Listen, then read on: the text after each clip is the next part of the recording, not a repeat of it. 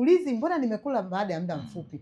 Kwa nini nimesikia njaa tena? Inawezekana chakula ni kizuri ulichokula, lakini mmeng'enyo wako hauko sawa. Kwa sababu nimekwenda hospitalini, nimepewa dawa, sijapona. Nimeenda kwa wataalamu wa tiba asili, sijapona.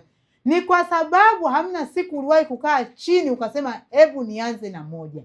Ujambo kabisa na unaendelea vizuri kweli kweli popote pale ulipo ulimwenguni kote.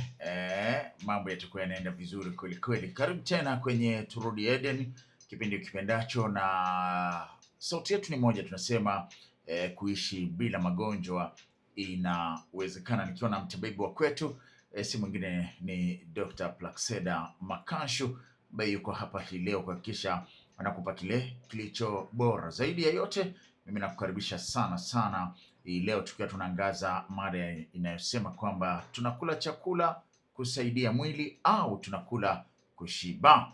Mimi nakualika, nakwambia karibu sana kwenye hii mada ya leo, na inawezekana kubadilisha jinsi unavyoangalia chakula, wakati wengi hasa katika hii miji mikubwa imekuwa na changamoto ambayo mara zote hupelekewa na aina ya ulaji. Miji mikubwa nikizungumzia Dar es Salaam, Arusha, Mwanza, Dodoma, Nairobi, Kampala, Kigali, Rwanda, Cape Town, South Africa, Marekani, kote huko ambako miji imekuwa mikubwa na kote tunasikika vizuri zaidi. Changamoto zimekuwa nyingi. Wengine wanazungumzia mambo ya asidi, wengine kiungulia. Kila mtu anazungumza jambo lake, na mpaka sasa hivi kwa kipindi ambacho tumekuwa na Plaxeda Makanshu tumezungumza na kubaini kwamba chakula ni sehemu kubwa sana ya changamoto hizo ambazo ni chache nimezitaja. Plaxeda, karibu sana. Asante sana Dr. Mtawala. Unaendeleaje? Niko poa, niko sawa. Aha. Yeah. Leo tunatuzungumzia ulaji, kwa maana ya kwamba mtu anakula kushiba ama anakula kusaidika. Nini mtazamo wako katika mada yetu hii ya leo? Asante sana ndugu mtangazaji. Kwa namna ambavyo ilivyo kwa sasa hivi, na nadhani ni kwa sababu ya watu, nimekuwa nikisema siku zote, tunaishi kwa kuamini, lakini hatutaki kujua uhalisia. Matokeo yake, badala ya mtu kula chakula akijua amekula hicho chakula ili apate nini, anajikuta amekula tu ili ashibe, asisikie njaa. Na hata akila baada ya muda mfupi akasikia njaa tena, hajiulizi mbona nimekula baada ya muda mfupi, kwa nini nimesikia njaa tena? Kumbe tunakula ili kushiba. Badala yake tunatakiwa tule ili tupate afya, na matokeo yake tuweze kuishi kwa furaha. Tumepungukiwa sana na furaha kwa sababu ya kula vyakula ambavyo vinatupa wakati mgumu, na matokeo yake tunajikuta tunaishi katika ulimwengu wa magonjwa, na tunajikuta tunaishi kwenye kuamini kwamba tunaishi, kuna magonjwa ambayo ni ya kudumu, hayatibiki. Lakini kumbe wanasahau kwamba kile ambacho kimesababisha magonjwa ndo kile ambacho huyo mtu anaishi nacho, na wakati huo anaona yeye anapambana kuondoa tatizo, wakati kisababishi cha tatizo amekishikilia. Kwa hiyo swali lako la kwamba tunakula ili tupate nini, ilitakiwa tule ili tuweze kupata furaha na kupata afya njema. Matokeo yake tunakula ili tushibe. Na matokeo ya kula kushiba, tunaambulia magonjwa ya kudumu. Okay. Yes. Tunaposikia kula vizuri, kwa tafsiri yako kula vizuri ni ipi? Kwa sababu tukizungumzia mikaango unasikia kila nyumba shasha, majokofu ya watu yamejaa. Tunakula vizuri, mboga saba, nini, vyakula vingi kwa wakati mmoja, visinia nako vinahesabiwa kama kula vizuri. Tafsiri sahihi kula vizuri ni kula kwa namna gani? Asante sana ndugu mtangazaji. Leo nadhani tuende kishule. Yaani tufike hatua nahisi ninaanza kuwa. Kula maana yake kuna hatua zake. Yaani kula sio tu ile umechukua ugali kwenye sahani, umeweka mdomoni, umemeza, imeisha, umekula. Wewe hujala. Kula kuna hatua 5. Okay.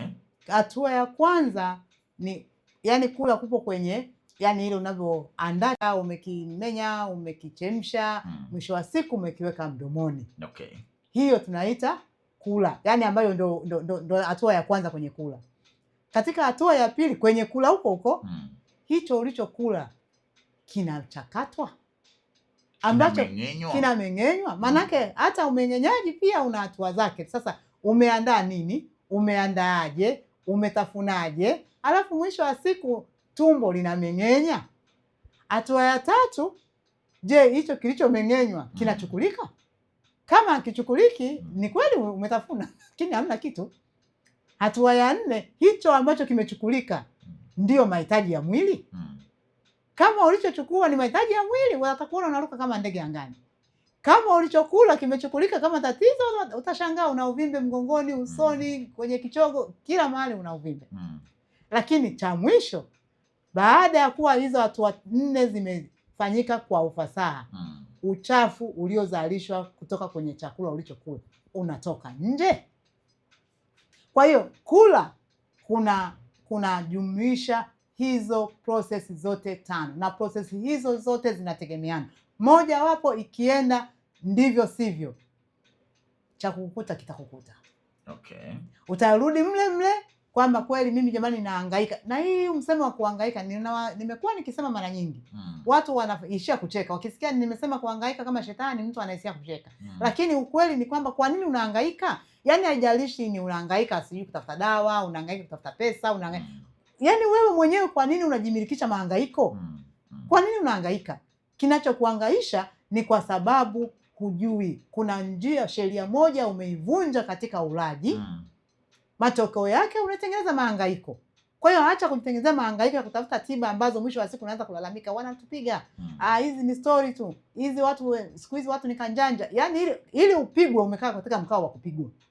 Kwa hiyo ili usipigwe, jua nini unakula, kwa nini unakula, unakulaje, mwili wako unauweza kuutambua kwamba leo nimekula chakula fulani, lakini kuna taarifa fulani nimeona imetoa. Utakuwa umejua chakula hiki ni sahihi. Utakuwa umejua chakula hiki hapana. Kwa hiyo tujenge tabia ya kujisikiliza. Tujue namna gani ya ulaji. Ujue ulaji hauanzii mdomoni, unaanzia kwenye mawazo unavyokwenda kuandaa chakula chako. Okay. Lakini ujue, je, ulichokula kimechukulika? Kisipochukulika utaumwa. Ukishaumwa utakuja kwenye ulimwengu wa tabibu. Okay. Yes. Katika mazungumzo yako mpaka sasa ninabaini kwamba hakuna uhusiano kati ya kula kushiba na mlo sahihi wa mahitaji ya mwili. Yeah. Unaweza ukavimbiwa, umeshiba, ukatoka jasho, ukalala hapo tumbo wazi, umeshiba lakini mwili haujapata kile kinachohitajika. Yeah. Kwa kile ulichokizungumza sasa. Labda sasa tuanzie hapa kwamba labda ni dadavue kidogo kwamba unaposema kwamba umekula, lazima ujue unapoweka chakula mdomoni umeshakiandaa. Lakini umekiandaaje? Hivi vifaa vinavyotusaidia kuandaa vyakula vina impact kubwa kwenye kile chakula. Mara nyingi watu wamekuwa wakiona labda natumia vibakuli vya mbao, natumia vibakuli vya udongo, natumia sufuria za mfinyanzi na bakuli za mfinyanzi. Vile mimi ninachojaribu kufanya ni kuhakikisha nguvu ya kile chakula, energy ya kile chakula haipotei. Hapo nipo kwenye kula tayari. Baada ya kuwa nimeivisha, lakini pia nimepika na nini. Unajua kuna hivi vitu vinatusaidia, na kwa sababu nyewe mlioenda shule sana, mnasemaga napika kwa pressure cooker. Sawa, lakini hiyo pressure cooker, yani neno pressure ni unapika kwa nguvu. Kwa hiyo inawezekana wewe upiki unababua. Japo unaona ni umetoa bokoboko. Ambayo yani ile bokoboko kwa maana ya chakula kimeiva sana. Lakini kumbe wanasema haraka haraka ni baraka. Kwa hiyo mwisho wa siku umeshapika bokoboko lako na pressure cooker. Unakulaje? Kuna watu nimeshawahi kuwaona kwenye mitandao, lakini na watu wa kawaida, mtu anachukua ugali kama ngumi. Alafu anaiminya, yani anaifinya mdomo. Yani ina maana mkiwa watatu, yeye anashiba, nyinyi mtashiba, kwa sababu yeye anachukua tonge moja kubwa. Alafu anakuwa anaminyia mkononi mwake, yani anachukua anameza. Hatafuni. Yule hali. Na pale anatengeneza kupata gesi kwa mapema. Kwa sababu huyo anayeweka anapeleka. Yani hata mwili hajauandaa kwamba sasa hivi ni muda wa kula. Because ukila Hatua itakayofuata ya pili ni kumeng'enywa, kuchakata kile chakula ambacho kinachakatika wapi? Tumboni, ambako ili kichakatike kuna asidi natural ya tumbo ambayo ukila inatakiwa mwili uzalishe, na wale enzymes kwa ajili ya kuvunja au kuchakata kile chakula ili kiweze kuwa katika small particles, ili baada ya hapo sasa kiweze kuja kuanza safari nyingine itakayofuata au hatua nyingine. Okay. Sasa wakati wewe unapiga tap unawahi, sijui kwa sababu ya mzunguko ni mkubwa au ni nini, ni mazoea, hatujazoea. Kuna watu wanapenda kula midomo iko wazi. Mdomo upo kwa ajili ya kufumba ule chakula, haupo. Hapana, ukifanya hivyo maana hewa inaingia. Hewa ikiingia ndio gesi inatengeneza. Ukimaliza kula unaanza kupiga zile mbori. Kuna watu haya maswala ya kubeua nimeyakuta mjini hapa. Mimi kwetu ukibeua vile unakupiga bonge la mbata. Nimeyakuta mjini, mtu anasema tena anaisha kabisa alhamdulillah. Ni alhamdulillah unatutolea hewa chafu hapo Kwa hiyo maana ile na kutoa ushuzi ni kitu kimoja. Lakini mbona watu wakitaka kutoa ushuzi wanakuwa na discipline kwamba anatafuta namna gani ya Yes. Kwa hiyo hali kama ya kutafuna chakula ni muda gani? Tengeneza iwe katika yani kama smoothie, kiwe katika hali ya umajimaji ili urahisishe mmeng'enyo. Kwa sababu hatua ya pili itakayofuata baada ya kuweka mdomoni ni chakula hicho kiweze kuchakatwa. Sasa kisipochakatwa maana yake unapeleka vitu vigumu kwenye tumbo, lile tumbo lilivyo, kwa sababu ili kiweze kuchakatika kuna vitu, wale ambao mmeenda shule wale mnanielewa, kuna vitu wanaita kama veal, kuna kama hair like structure, kuna kama nywele fulani nene ambazo huwa zinatumika kwa ajili ya mmeng'enyo na kuchuja na nini kule ndani. Sasa yawezekana chakula ni kizuri ulichokula, lakini mmeng'enyo wako hauko sawa, umeshakuwa damaged. Kwa hiyo matokeo yake kile chakula hakitavunjwa. Kisipovunjwa maana yake hakitakwenda, hakitasukumika. Kama hakitasukumika kitakachotokea ni nini? Maana yake kinachofuata, kwa sababu unakula ili mwili uweze kuchukua madini, uweze kuabsorb zile nutrients na minerals ambazo zipo kwenye kile chakula. Sasa umeshachukua, mwili kuchukua utachukua, yani umepeleka makande utachukua, umepeleka ngano utachukua, umepeleka bokoboko itachukua, umepeleka black rice utachukua. Utaabsorb hizo minerals ambazo zimo kwenye kile chakula. Lakini ndugu yangu, kitakachofuata pale ni kwamba je, hicho kilichochukulika kina assimilate na mwili wako? Yani kina mfanano na mahitaji ya kwenye mwili wako? Kama umekula chakula bandia, ukumbuke wewe ni mtu asili. Unahitaji madini original. Matokeo yake yale madini yamechukuliwa, lakini mwili ukimeenda kuangalia kwamba mimi sihitaji madini haya, kinachofuata ITV ni nini? Ni kutengeneza mucus au kutengeneza bubble like structure, ndio hayo mauvimbe. Sasa huo uvimbe utakwenda kuwa deposited wapi? Itategemea weak point, weak organ ya kwako iko wapi. Kwa hiyo kuna mwingine kwenye kizazi, mwingine kwenye tezi dume, mwingine kwenye tezi za shingo, mwingine kwenye titi, mwingine. Kwa hiyo mwisho wa siku, because kansa zote unazozisikia wewe zimetokana na mrundikano wa hizo sumu zenyewe ambazo zimetokana na ulaji wa kitu ambacho hakitakiwi. Kwa hiyo kama utakula chakula kizuri, ukakitafuna vizuri kwa muda unaostahili, tumbo lako halina majeraha, halina nini, lina uwezo wa kupembua na kuchakata na kufanya ile umeng'enyaji uendelee sawa, mwili ukaweza kuabsorb madini ambayo ni sahihi kwenye vyakula sahihi ulivyokula, maana yake wewe utakuja kujikuta ni mwepesi, hauna uchovu ambao hauna, kwa sababu watu wengi wakila wanaisha kusikia uchovu. Yaani badala ule upate nguvu uruke kama ndege, unaanza kusinzia. Umechoka. Maana yake mwili umechoka because ulikuwa unapekua. Sio kwamba kweli hujachoka. Huko ndani kama ungekuwa unaweza kuona hiyo activity jinsi inavyofanyika, usingeweza kuwa kesho kurudia kupeleka chakula kama kile ambacho umekula jana, ambacho baada ya kula umesikia mwili hauna nguvu. Unaanza kusikia kiungulia, unaanza kusikia asidi inamwagika. Wanakuambia kabisa, na kinachopelekea kuna ile esophagus sphincter ambayo ile sphincter kama ikiwa degraded, yani kwa sababu ya ile hewa sumu, gesi sumu ambayo kila siku tumbo lako limekuwa likizalisha, linaumiza hii eneo ambalo ni very delicate. Na hii ipo kwa ajili ya kukuruhusu ukila chakula inafunguka, ukimaliza kula inafunika. Basi ikifunga huku chini imefungia nini? Imefungia moto.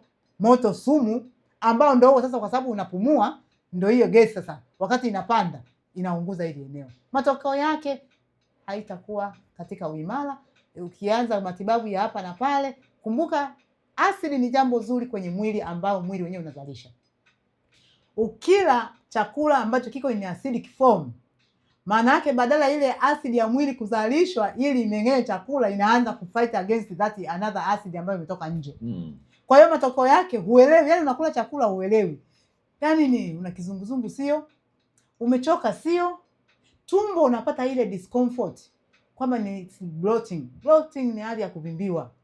Lakini ukiangalia nini kile, na baada ya ujifunzi leo umekula hivyo, umenoti umevimbiwa, lakini kwa sababu uwezo wako wa kuchakata tayari hapa pako umefungwa kitambaa cha macho mpaka cha ubongo, huwezi kuanza kujua kwamba okay, ni kila chakula fulani napata hali ambayo sielewi, lakini ni kila chakula fulani mwili wangu unakuwa mwepesi, yani ambacho ndo hicho ambacho tunataka kila siku. Tumekuwa tukisema kwamba nini unakula, lakini unakulaje? Vyote hivyo vitakupelekea kupata matokeo au mazuri au mabaya. Okay. Yes. Unazungumzia jambo dogo sana la kutafuna.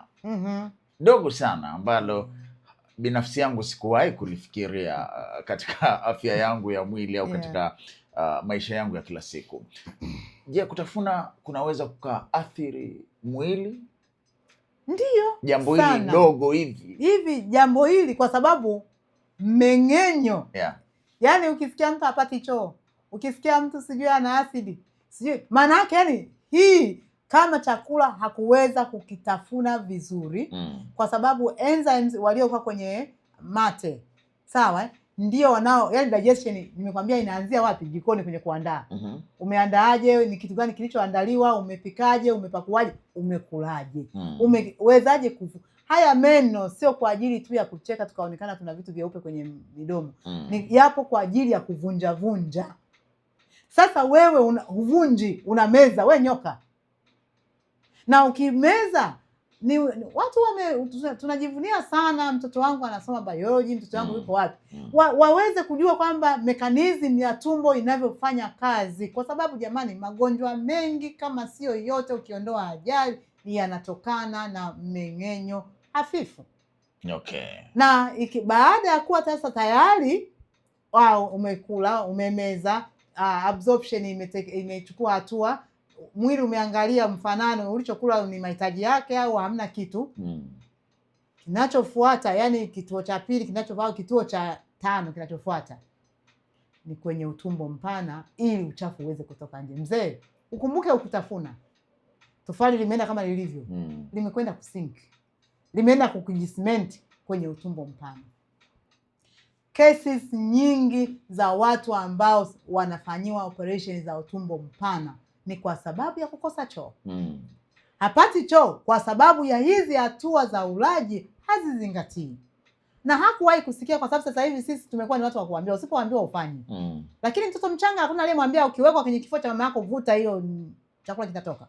Ila sisi lazima uambiwe kama sikufundishwa shule kwamba natakiwa nitafune sana. Wewe umeambiwa kula. Lakini lazima ujiulize, mahindi tunayapeleka mashineni ili tuweze kupata unga. Ni mmeng'enyo umeanzia hapo. Tungeweza kula yale mahindi, lakini tukaona hata ili kupunguza ile workload ya mmeng'enyo ya gut system, tunaanza kuvunja tule mahindi kwa njia ya ugali, lakini yakiwa yamemeng'enywa pamoja tayari mashineni, yamevunjwa, yakija jikoni tupike, ikija mdomoni tutafune, alafu baadaye tutumeze, na baada ya hapo mwili uweze kuabsorb kile ambacho kitakuwemo, the rest, the takataka ambazo zitakuwa kwenye kile chakula ambacho tayari kimekamuliwa na madini yamechukuliwa, kiweze kutoka nje. Umekula chakula sio, umetafuna sio, uliandaa sio, uchafu umegoma, hautoki. Unaanza kusikia maumivu ya tumbo, bado ujifunzi. Unaanza kupata kiungulia. Kiungulia tena kinapatikana mapema sana. Yaani katika vitu ambavyo tulitakiwa kujua sisi watu ni kwamba ukila chakula ukaona umepata kiungulia, ujue tayari hicho sio chakula chako. Hakikufai hata kidogo. Ukikomaa nacho unakula jivu. Unakula unapata kiungulia, unakula jivu. Kinachofuata kituo cha pili, acid reflux. Umezungumzia eneo zima la mmeng'enyo. Natamani kufahamu katika eneo hilo nini hutokea pale chakula kinapofika tumboni? Kinachotokea ni hizo activities, yaani hizo shughuli. Yaani wewe ukiona umekiweka hapa ni kama vile yaani hii naomba nikujibu kwa swali. Nini kinachotokea ukichanganya zege na simenti? Lazima uchanganye, sio? Yaani umechukua mchanga, umechukua simenti, umechukua kokoto, umechukua maji, alafu umeanza kuchanganya. Yes. Ukimaliza kuchanganya, kuna ile ya kutengeneza sasa zile tofali. Umepeleka mle, umegonga, umemaliza, umetoa, umelipeleka pale limekauka. Kesho umeenda kujengea, sio? Kwa hiyo mmeng'enyo, yani usipo ruhusu hizi hatua 5 zitokee katika ulaji wako, kitakachotokea kansa ya utumbo itakukuta, kama sio leo ni kesho. Magonjwa ya acid reflux, maanake ile acid reflux ni reverse, yani acid badala ya, maanake ni acid ambayo haitakiwi kwenye mwili, ina backup. Ikirudi sasa, ukumbuke acid ni tindikali, nishasema. Inakuunguza. Inapokuunguza ndio pale sasa, mara mimi na vidonda vya tumbo, mara sijui mimi jamani kiuno kinauma, mgongo unauma, sijui nini. Kwa sababu miili yetu iko connected. Kimoja kia kiungo kitakapokuwa hakikuweza kufanya kazi yake vizuri, maana yake kama tuchukulie kama umetafuna vizuri, umeandaa vizuri, mmeng'enyo umefanya ile kuchakata chakula chako kimechakatwa vizuri, absorption imechukulika vizuri, lakini kile kilichokuwa absorbed hakihitajiki kwenye mwili wako. Kitakachofuata utakuwa na mineral deficiency kwenye viungo. Kwa hiyo matokeo yake hautaweza kuwa, utajisikia una mifupa inauma. Kwani mifupa imeumbwa na madini gani? Ni calcium. Chakula ulichokula ni man made calcium, pengine hakikuwa assimilate na mwili wako. Mwili unazidi kudemand, na ili uweze kujua kwamba mwili unataka ni maumivu. Maumivu ni ile alarm kwamba jamani it's like kama gari linakuwa halina mafuta, vyuma vinasagana. Yes. Maana vinapiga kelele. Sasa kelele ya mwili ni maumivu. Hamna grease hapo. Hakuna grease. Na grease ni katika vyakula tunavyokula kila siku. Issue sio idadi ya milo. Issue ni nini unakula na unakulaje. Issue sio idadi ya milo. Issue ni unakula nini, lakini wakati huo unakulaje. Usipovijua hivi, mimi sielewi watu wanataka waandikiwe hospitalini. Mimi sijajua, yani shida iko kwa sababu huu ni mwaka wangu wa 5 naongelea kitu kile kile. Kuna wale wanafanya masiala juu. Nitoe tu, jana kuna mtu amenipa comment, anasema kwenye vyakula vyako ambavyo umekuwa ukipost, yani vyakula vyangu mimi, sijaona vyakula vya mazao ya wanyama. Ina maana sio sahihi? Yani kwanza lile swali nimemuona kabisa kwamba anatafuta jibu ambalo analo lakini anataka anikoti. Mimi sili chakula ambacho ninajua kama meno yangu yameshindwa kukivunja, sio? Ili kiwe katika hali ya ujiuji, utumbo ndio utaweza kukuvunja. Hata kwa nini unitengeneze workload ambayo, yani hiyo ni logic. Achilia hizo vitu vingine ninavyosema sio vinaenda kuchukuliwa. Vinachukuliwa hizo vili huko ndani mezani mnazo.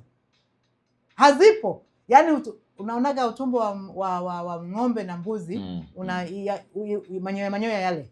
Hata sisi tunayo. Sasa yale yapo kwenye tumbo, sio utumbo, kwenye tumbo yamo. Ili hiyo juice iweze kutopatikana, alafu ianze kutembea, ili utumbo mdogo uweze kufanya absorption ya hizo minerals, alafu ziweze kuwa supplied kwenye mwili. Sasa huwezi, yani unakula kitu ambacho unameza kimekushinda kukitafuna mdomoni.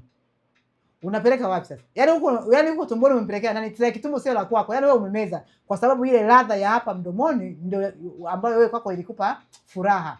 Alafu baada ya hapo unaendelea kumeza. Kesho kaa chula. Unakuja kwangu unasema sijapata choo siku 5. Mimi nakufanyaje? Tuko hapo. Tukipata mmeng'enyo mzuri, maana yake tunaweza kupunguza kesi za gesi zaidi au magonjwa mengi, according na kile ambacho umekizungumza, si ndio Makashe? Ndio maana yake. Ndio maana yake. Haya, msikilizaji, tuko hapa, tuko na wewe. Kama utakuwa na nafasi ya kuuliza maswali ama kutaka kufahamu zaidi, basi usiache kuendelea kufuatilia kwa ukaribu zaidi. Unaweza ukamfuatilia Daktari Makansho kupitia ukurasa wake wa Instagram. Nenda kwenye mitandao ya kijamii pale Instagram, andika P Makansho, utampata hapo, na ukimdm kwa wakati kabisa atahakikisha anakujibu, anakupa kile kilicho bora. Lakini nambari ya simu ni 0754 50 11 93, 0754 50 11 93. Hiyo ndio nambari yake ya mawasiliano ambayo unaweza ukampata huko kwenye WhatsApp ama ukampigia kawaida, ukaendelea kupata elimu hii, na kwa pamoja tukapaza sauti kuendelea kusema kwamba kuishi bila magonjwa inawezekana. Hivyo mtu anaweza kueleza kwamba kula vizuri lakini bado akaishi kuwa dhaifu, uchovu wa hapa na pale, yani kabaki kuwa story tu. Inawezekana. Yani kwanza ndugu mtangazaji, yani Watanzania ambao ndio nawahudumia walio wengi wanachoka hata kabla hajafanya. Yani hajafanya ameshachoka, ameshashindwa. Yani nasikia sasa, yani sasa tutakula nini? Tutakula nini vipi? Kwani hicho unachokula naye kakuletea nyumbani? Mimi nawashauri wa Tanzania, hakuna, narudia tena, magonjwa yote yanatibika pale ambapo utaadress the right cause, lakini wakati huo huo utatumia the right measurements, kwa maana ya kumruhusu mgonjwa kwanza aelewe. Hakuna mtu ana ugonjwa wa upungufu wa dawa mwilini. Watu wana magonjwa ya upungufu wa madini kwenye miili yao. Kwa hiyo hilo swali umeniuliza, hivi mtu ana uwezo kabisa kukaa vizuri, yani akajikuta sasa amekula sawa?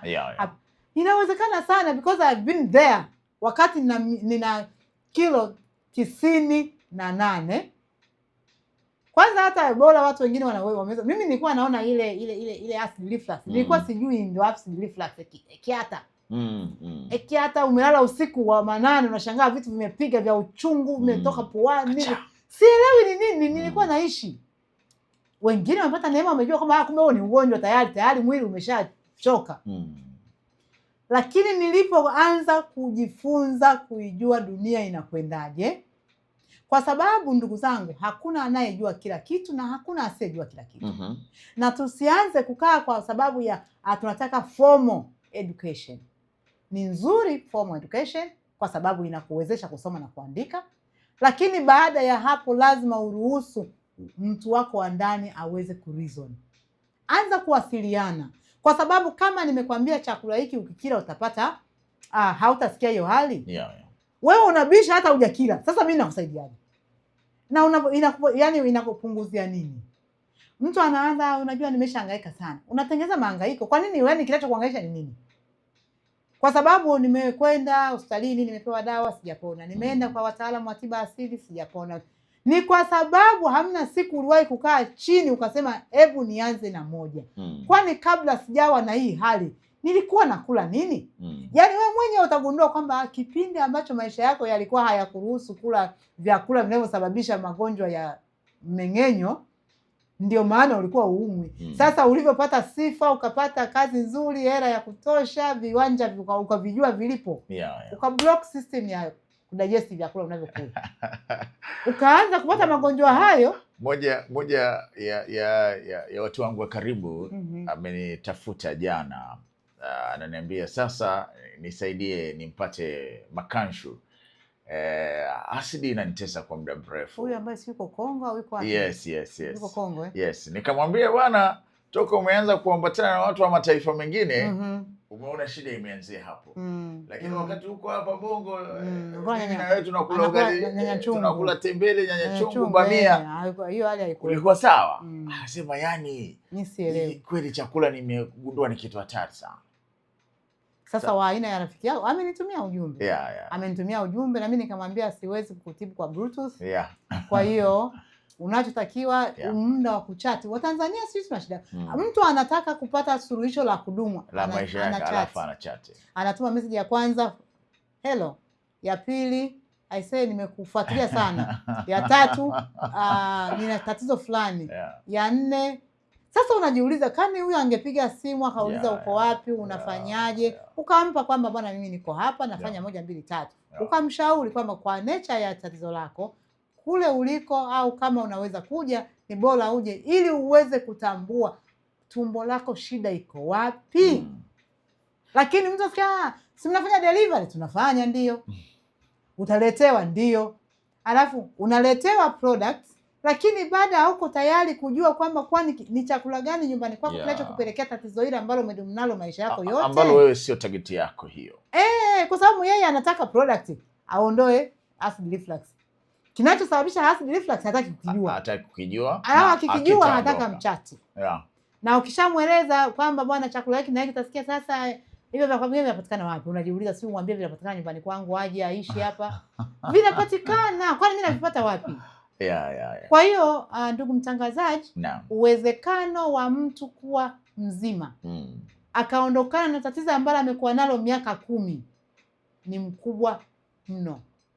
Lakini litawezekana pale atakapobadilisha mfumo wake wa maisha wa miaka 10 ambao ndio umempelekea kuwa anapigwa mbele na nyuma kama madufu, alafu anapata kizunguzungu. Mambo makuu matatu ambayo natamani kuyafahamu zaidi na utuelezee kwa upana wake. Kuna jambo la assimilation, ni nini? Faida ikienda sawa, lakini seli lazima zitumie virutubisho. Mambo haya matatu natamani uyaeleze kwa upana zaidi. Safari tutasomeshana. Ndio hiyo ukinija vibaya na kuuliza unilipia ada. Lakini twende kazi kwa sababu mimi sasa nimesema kuishi bila magonjwa inawezekana. Na kwa ndugu zangu wote wa Tanzania tunatakiwa tujivunie hilo kwamba bwana sisi sio wanyonge. Eden iko hapa. Tuache Eden ile ya kufikirika ya kutoleka. Tunayo hii tunayoishi. Kabisa. Tutambe nayo tuishi kwa furaha. Kabisa. Assimilation. Kwani history hamuikumbuki history? Naikumbuka form 4. Assimilation, ukienda ukapata sijui wakakupeleka nchi gani, wanakupa uraia sasa ufanani nao, lakini wanakuambia unafanana nao. Assimilation. Assimilation ni mfanano. Lakini hapa ni hali ya chakula ulichokula. Yale madini yaliyokuwa absorbed, yaliyochukuliwa kwenye chakula yanafanana na wewe. Kwa hiyo chakula unachokula lazima kitakuwa compatible na mwili wako. Kama hakitaweza kushikamana na mwili wako, ndo pale ambapo sasa badala ya kuassimilate kitakuletea kitu tofauti. Au kitakupa mucus, au mwili utatengeneza mucus, au utatengeneza hizo nodes, au hizo bubble like structure kwenye mwili wako. Na matokeo yake kwamba kile chakula ulichokula, yale madini na nutrients ambazo zimepatikana hazikuweza kuwa compatible au kuassimilate na mwili wako, na matokeo yake utapata shida kubwa. La pili ulisema ni nini? La pili ilikuwa ni kueleza virutubisho issue ya cells. Seli za binadamu ambayo ndio mimi na wewe. Yaani hapa ninafanya narukaruka, narusha mikono na miguu, kwa sababu zote ni cells, zote ziko active. Ili ziweze kuwa active lazima umekula nini ambacho kinafanya seli zako ziweze kurejuvenate. Seli za binadamu zinakufa, zinazeeka, zinachoka, zinafanya chochote yani kwenye mwili. Na kuna wale wenzangu wa biology, nikikosea mtajua nilikuwa namaanisha nini. Ile lymph gland ambayo iko responsible kwa ajili ya kutoa dead cells kwenye mwili. Zikitoka zile dead cells lazima replacement iwepo ambayo ni kuruhusu mwili kutengeneza seli husika katika kiungo husika, sawa? Sasa ili hizo seli ziweze kutengenezeka kulikuwa na kuweza kurejuvenate, inategemea umekula madini gani.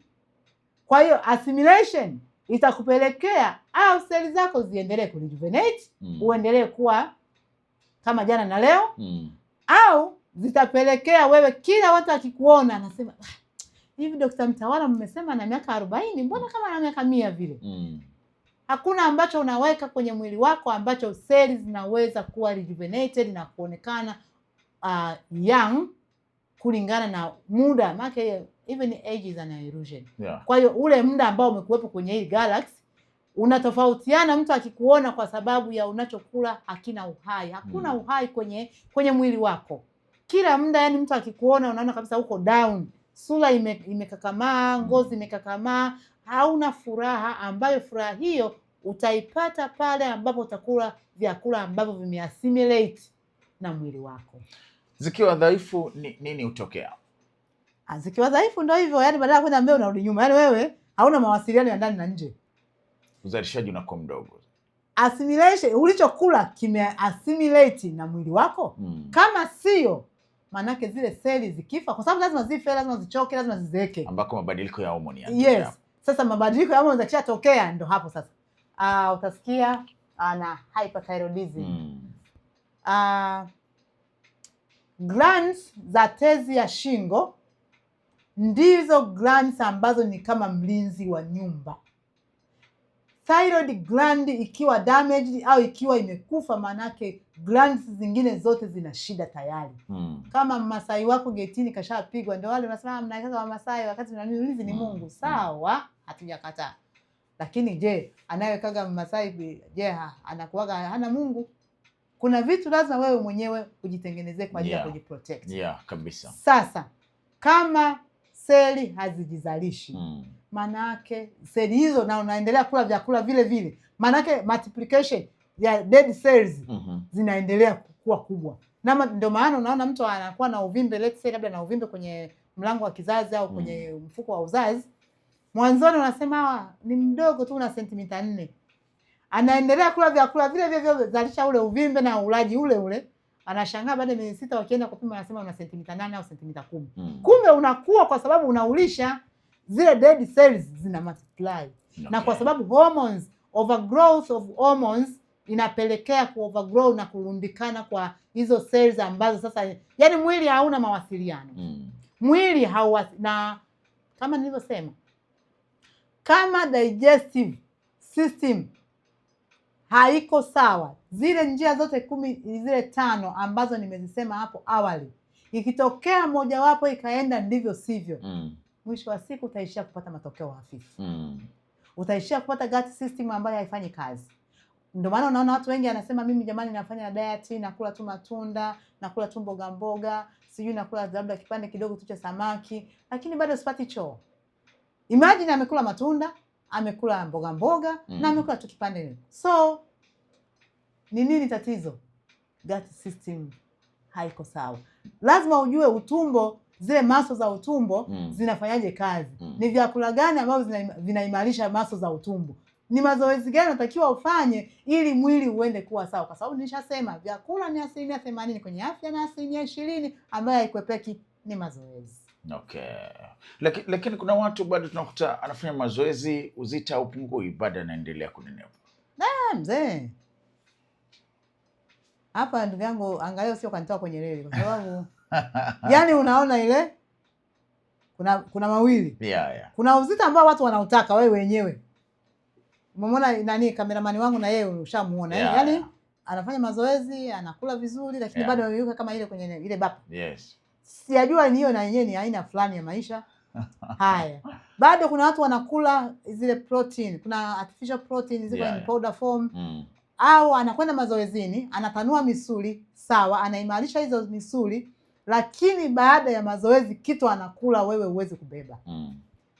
Anachokula sasa amefagia vizuri? Yaani pako wazi.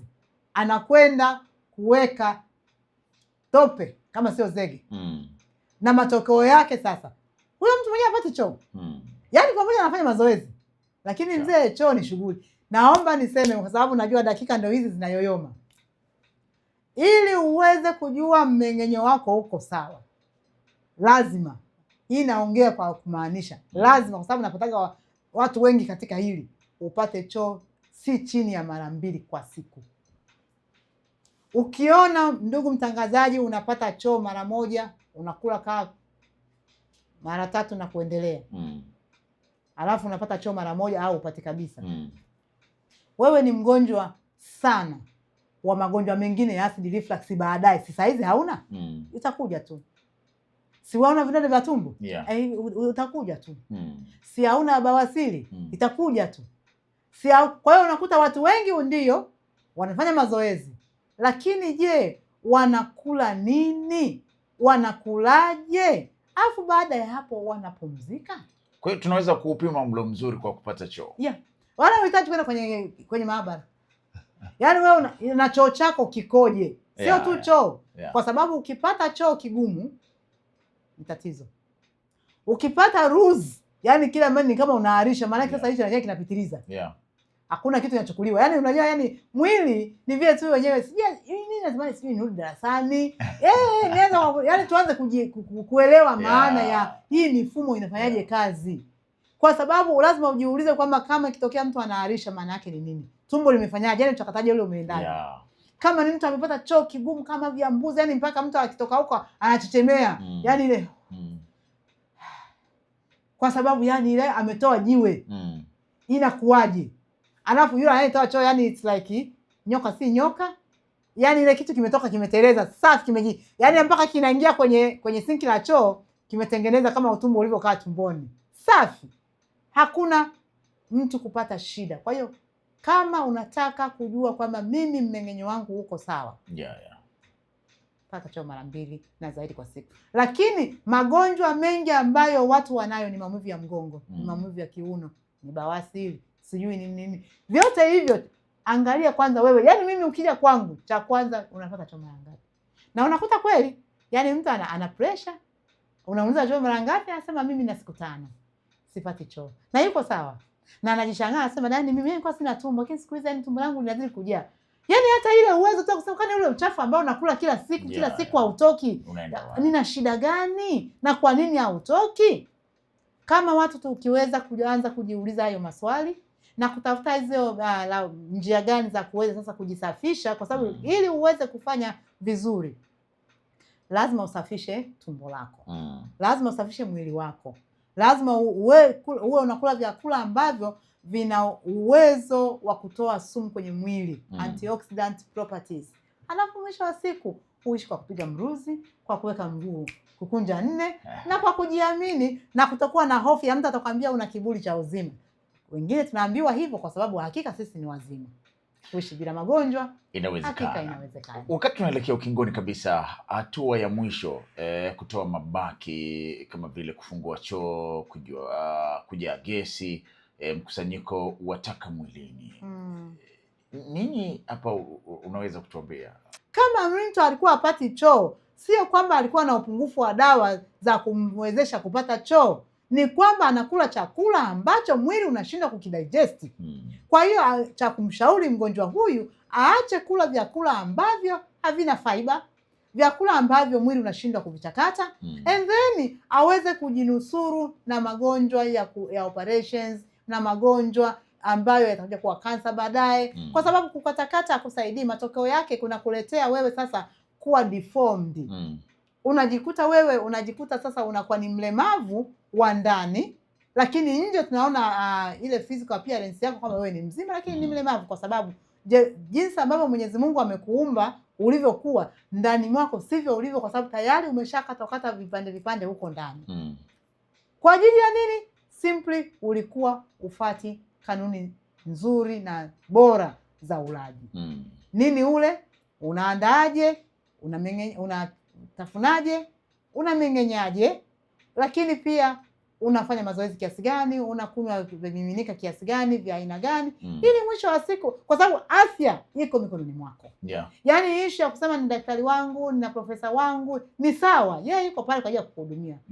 Lakini mwisho wa siku hata kuja kukupikia nyumbani kwako. Mwisho wa siku hata kuja kwenda sokoni kwa ajili yako.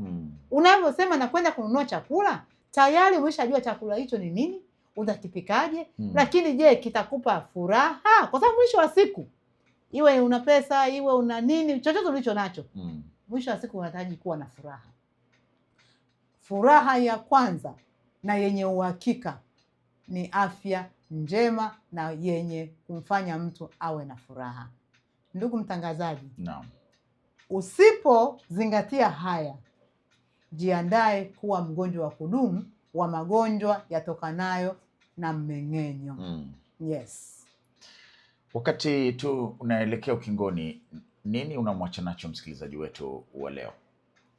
Mimi ambacho ninaweza kusema kwa leo ni kwamba vyakula vipo vingi ambavyo hakika ukivila vina uwezo wa kuassimilate na miili yetu na kutufanya tuwe wenye afya njema.